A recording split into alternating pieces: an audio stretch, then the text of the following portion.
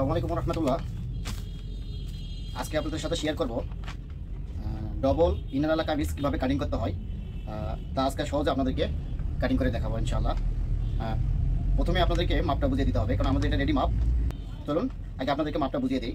লম্বা 44, body 40 half, কোমর 34, heap 40 half, কাঁধ বা তিরা 13, কাঁধ বা তিরা জাজিরা বলেন। হাতের লম্বা 17, হাতের মৌরি 18, গোল গলা পিছনে 4, সামনে 6.5, হাতের মৌরি, হাতের যে আলমোল যেটা বলি, হাতের আলমোল 7.5 ইঞ্চি, ঘের 26 ইঞ্চি। আর যে আমরা কাঠ থেকে যে ফাড়াটা দিই, ফাড়া হলো 19.5 ডিভাইডার হাতা। তাহলে চলুন দেরি না করে শুরু করা যায়। প্রথমে কাস্টমার কাছ থেকে যেভাবে কাপড়টা নিয়েছি, এটা আমাদের ইনারের কাপড় আর এটা আমাদের মেইন কাপড়। এখন সর্বপ্রথম আমাদেরকে ইনারটা কাটিং করতে হবে। ইনারের কাটিং করার জন্য সাধারণত এখানে কাপড় বাটারফ্লাই কাপড় নিয়েছি। এখানে 2 গজ বাটারফ্লাই কাপড় আছে। এই কাপড়টাকে সুন্দর করে আয়রন দিয়ে ফিনিশিং করে নিতে হবে, কারণ এই যে কাপড়ের মধ্যে যে ভাঁজগুলো আছে, এই ভাঁজগুলো অবস্থায় কাটিং করা যাবে না কোনোভাবেই। এই অবস্থায় যদি আমরা কাটিং করে নিই বা ভাঁজ দিয়ে দিই, তাহলে আমাদের পার্ট কম বেশি হয়ে যাবে, ছোটো বড়ো হয়ে যাবে। ফিনিশিং কাটিংয়ের ফিনিশিং হয়ে যাবে, সেলাইয়ের সময় পার্ট ছোটো বড়ো হয়ে যাবে। আর সুন্দরভাবে ফিনিশিং করে নিয়েছি। এখানে 2টা পার্ট আছে, এটা বাঁ পার্ট। প্রথমে একটা পার্ট সুন্দর করে এরকম করে ডবল করে ভাঁজ করে নিতে হবে।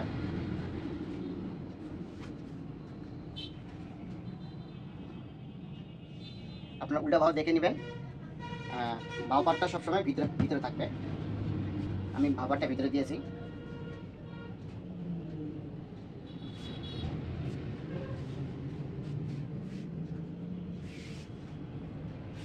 কাপড়টা সুন্দরভাবে ডবল করে ভাঁজ করে নিতে হবে। একটা জিনিস আপনাদেরকে বোঝাই, এই কাপড় ভাঁজ করার অনেকগুলো বিষয় আছে। এই বিষয়গুলো খুব গুরুত্বপূর্ণ। আমি যে কাপড়টা ভাঁজ করে নিয়েছি, এখানে যে সুতাগুলো আছে, এই কাপড়গুলো থাকে ওরপ। এই ওরপ কাপড় এই কাপড়গুলো থাকে ওরপ। এই ওরপ কাপড়গুলোকে সোজা করে নিয়ে, কাপড় সুতাগুলো সোজা করে নিয়ে আমাদেরকে কাটিং করে নিতে হবে। যদি সুতাগুলো সোজা করে না নিয়ে কাটিং করেন, তাহলে অবশ্যই আপনার কামিজটা পরার পরে বেঁকা হয়ে যাবে। একটা সামনের দিকে আসবে পাট, আরেকটা পিছনের দিকে যাবে, সেমভাবে আরেকটা।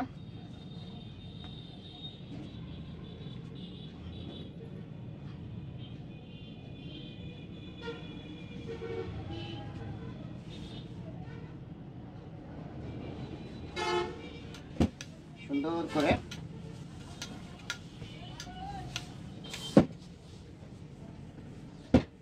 সুন্দরভাবে অথবা সুন্দর করে এভাবে ভাঁজ করে নিতে হবে। আর এই সাইডে কাপড়টা এক সমান রাখতে হবে। এই 2টা কাপড় এক সমান রাখতে হবে। এখানে কম বেশি কোনোভাবে রাখা যাবে না। কম বেশি করে কাটিং করলে 2টা পার্ট কম বেশি হয়ে যাবে। প্রথমে এখানে সোজা করে একটা দাগ দিয়ে নিতে হবে, 1 ইঞ্চি উপরে একটা দাগ দিয়ে নিতে হবে। এখানে যে কাপড়টা আছে পুরোটাই আমাদের লাগবে। আমাদের মেন মাপ 44 ইঞ্চি, 40 থেকে প্রায় 3 ইঞ্চি কম আছে, অসুবিধা নাই। প্রথমে এখানে একটা দাগ দিয়ে নিতে হবে, হাফ ইঞ্চি নিচে একটা দাগ দিতে হবে। হাতের মোহরি আমরা নিয়েছি 7.5 ইঞ্চি, তাহলে 7.5 ইঞ্চি এখানে হাফ ইঞ্চি কম কাটতে হবে, 7 কাটতে হবে। এখানে হলো পেটের মাপটা 14 ইঞ্চি, আর আমরা এখানে নিয়েছি কাঠ থেকে যে ফাড়ার মাপটা নিয়েছি 19.5, হাফ ইঞ্চি বেশি কাটতে হবে, এই হলো 20 ইঞ্চি। তারপর সুন্দর করে সোজাভাবে দাগ দিয়ে নিতে হবে। এই দাগগুলো অবশ্যই সোজা হতে হবে, কোনোভাবে বাঁকা হওয়া যাবে না।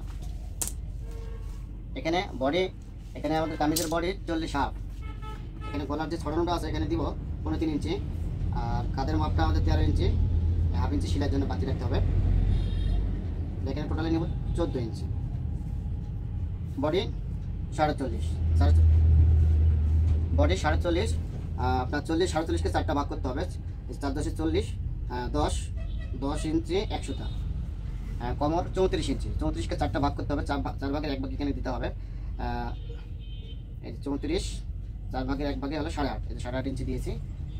আপনার হিপ 40 হাফ, এখানেও 10 ইঞ্চি 1 সুতা। ঘের 26 ইঞ্চি, এখানে ঘের 26 ইঞ্চি দিতে হবে। দেওয়ার পরে সুন্দরভাবে এখানে সোজা করে দাগ দিয়ে নিতে হবে। আর এখানে আপনার মোড়া দিয়ে আছে, আলমোলের মাপের এখানে যে শেপটা, যে দাগটা এখানে হালকা একটু রাউন্ড করে হালকা একটু শেপ দিতে হবে। অ্যাঙ্গেল করে রাখবেন, হালকা একটু 1/2 ইঞ্চি, আপনার এখান থেকে 1/2 ইঞ্চি অ্যাঙ্গেল করে এর দাগটা দিতে হবে। আর কামিজ আমরা তো সবাই কাটিং করি, আসলে সবচেয়ে আপনার হলো কামিজ ফিটিংয়ের মূল বিষয়টা যেটা হলো সেটা হলো আপনার শেপ। আপনার কাটিংয়ের শেপ যত সুন্দর হবে, আপনার কাস্টমারের গায়ে পরার পরে আপনার কামিজের যে ড্রয়িংটা করবেন, ড্রয়িংটা শেপটা সুন্দরভাবে দিতে হবে। একটা জিনিস সহজভাবে আপনাদেরকে বোঝাই,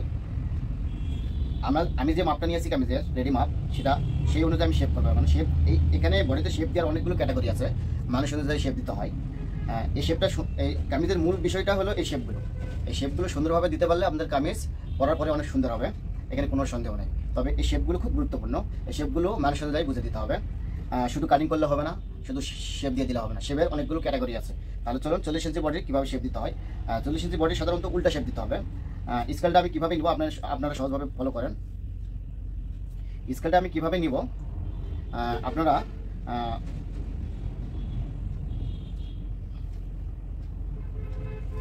স্কেল দিয়ে আমি কীভাবে শেপ দিব আপনারা সহজে বুঝতে পারবেন, এবং আপনারা যদি ভালোভাবে দেখে থাকেন তাহলে অবশ্যই এভাবে আপনারা শেপ দিতে পারবেন। প্রথমে এখানে স্কেলটার এই পেটটা আছে, এই পেটটাতে হালকা উল্টা শেপ দিতে হবে বডিতে সুন্দরভাবে। প্রথমে এভাবে সুন্দর করে আগে উল্টো পাশে শেপটা দিয়ে নিতে হবে, তারপরে স্কেলটা ঘুরে নিতে হবে এভাবে। এই শেপটা যত সুন্দরভাবে দিতে পারবেন, কারিগররা অত সুন্দরভাবে তৈরি করে দিতে পারবে, কারিগররা অত সুন্দরভাবে সেলাই করতে পারবে। আর এই শেপ অনুযায়ী সেলাই করলে আপনার কামিজ পরার পরে 100% ফিটিং হবে। আমি এভাবে শেপটা দিয়ে নিয়েছি, তারপরে এই পাশটাও হালকা উল্টা শেপ দিতে হবে। এই শেপগুলো বডির জন্য খুব গুরুত্বপূর্ণ। একটা কামিজ ফিটিং হওয়ার জন্য এতটুকুই, এই শেপগুলি যথেষ্ট। শেপটা কত সুন্দর হয়েছে। সবসময় 40 আপনার বডি অনুযায়ী শেপ আসে, কার একটু বেশি কার একটু কম। এটা সুন্দরভাবে রাউন্ড করে নিতে হবে। এই শেপগুলো খুব গুরুত্বপূর্ণ। আসলে কাটিং তো আমরা সবাই করতে পারি, সবাই জানি, কিন্তু এই শেপগুলোর কারণে অনেকেরই আপনার কামিজ ফিটিং হতে চায় না। তাই আপনাদের কাছে অনুরোধ করবো, আপনারা ভালোভাবে দেখেন, সঠিক শেপটা দিয়ে আপনারা কামিজ কাটিং করেন, দেখবেন আপনাদের কামিজ কখনো ওল্টা রাখবেন না ইনশাল্লাহ। এখানে পিছনে ছোটো গলা 4.5 ইঞ্চি, এই কোনা থেকে এভাবে 4.5 ইঞ্চি দিতে হবে। তারপরে শুধু একটা দাগ দিয়ে নিতে হবে। সামনের গলা 6.5 ইঞ্চি, এই 6.5 ইঞ্চি এই মাথায় এই যে দাগটা দিয়েছি, এই গলা দিকে এখান থেকে এই কোনা থেকে এখানে সোজাসুজি 6.5 ইঞ্চি দিতে হবে দাগ। তারপর সুন্দর করে গলার রাউন্ডটা দিয়ে দিতে হবে।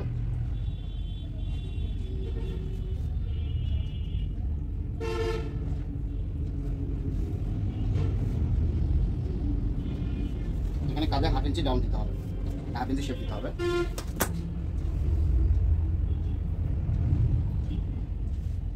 আমি সুন্দর করে ড্রয়িং করে নিয়েছি। আমার কামিজ এখানে ড্রয়িং করা শেষ। প্রথমে সুন্দর করে পিছনে করে কেটে নিতে হবে।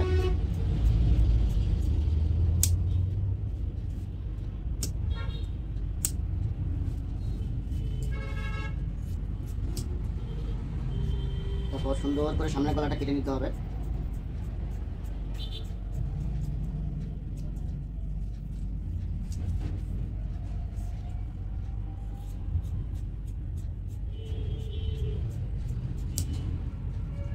এই যে সাইডের কাপড়টা, এই সাইডের বডি থেকে 1 ইঞ্চি কাপড় বেশি রাখতে হবে, এই দাগ থেকে 1 ইঞ্চি কাপড় বাড়তি কাটতে হবে।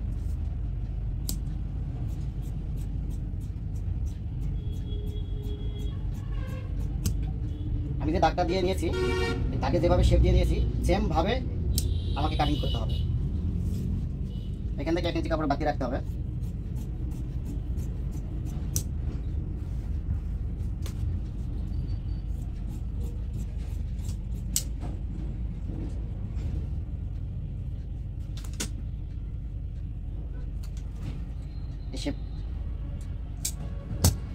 এই শেপটা যত সুন্দরভাবে দিতে পারবেন, আপনার কামিজ তত সুন্দর ফিটিং হবে।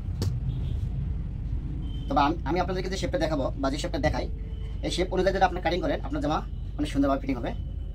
আপনি নিজেরা যখন কাটবেন, সেলাই করবেন, তারপর পরবেন, তখন আপনারা নিজেরাই বুঝতে পারবেন যে আসলে শেপ কি কতটা গুরুত্বপূর্ণ।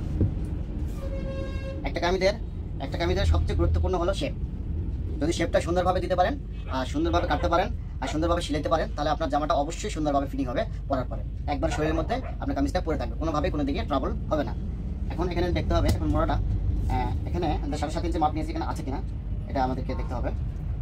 এখানে এই 7.5 ইঞ্চি মোড়া, এখানে 1/2 ইঞ্চি সেলাই ঢুকবে, এখানে 1/2 ইঞ্চি, এই 7.5। এখন এখানে আমি এখন এখানে তালপাটটা কেটে নিব। তালপাটটা কাটেন আগে সর্বপ্রথম যারা নতুন তারা অবশ্যই এখানে ড্রয়িং করে নিতে হবে সুন্দর করে।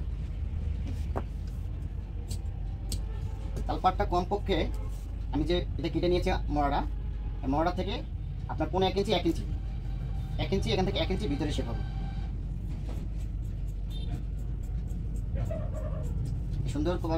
সুন্দর করে শেপটা এই তালপাটটা কেটে নিতে হবে। এটা আপনার বডির জন্য, হাতের জন্য খুব গুরুত্বপূর্ণ একটা শেপ। এই শেপটা অবশ্যই সুন্দরভাবে দিতে হবে। কার কতটুকু শেপ লাগবে এটা আপনারা যখন দেখবেন একটা কাস্টমারকে বা যার জন্য সেলাই করবেন তাকে দেখলেই বুঝবেন যে এই লোকটা শেপটা এইভাবে দিতে হবে। কারো কম, কারো একটু বেশি, কারো 1.5 ইঞ্চি, কারো 2 ইঞ্চি, কারো 1 ইঞ্চি, কারো 1.5 ইঞ্চি, কারো 1 ইঞ্চি দিতে হবে। আপনারা দেখলে সহজে বুঝে যাবেন, তবে একটু কষ্ট করতে হবে। ইনার কাটিং করে নিয়েছি।